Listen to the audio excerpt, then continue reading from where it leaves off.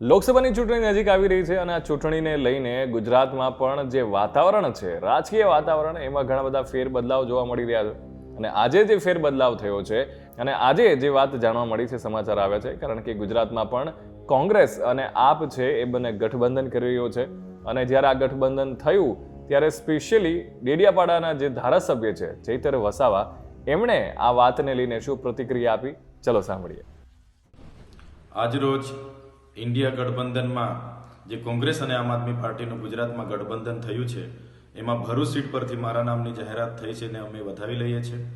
એમાં મલ્લિકાર્જુન ખડગેજી, રાહુલજી, પ્રદેશ પ્રમુખ શક્તિસિંહ ગોહિલજી અને ભરૂચના અહેમદ પટેલ સાહેબના પરિવાર મુમતાજજી અને ફેજલજીનો અમે ખૂબ ખૂબ આભાર માનીએ છીએ. સાથે સાથે એમને વિશ્વાસ આપીએ છીએ કે કોંગ્રેસના તમામ સાથી મિત્રોને અમે સાથે લઈને, એમને વિશ્વાસમાં લઈને અમે આગળ વધીશું, સાથે બેસીને રણનીતિ બનાવીશું અને ભરૂચ લોકસભા જીતીને સ્વર્ગીય અહેમદ પટેલજીને અમે શ્રદ્ધાંજલિ આપીશું.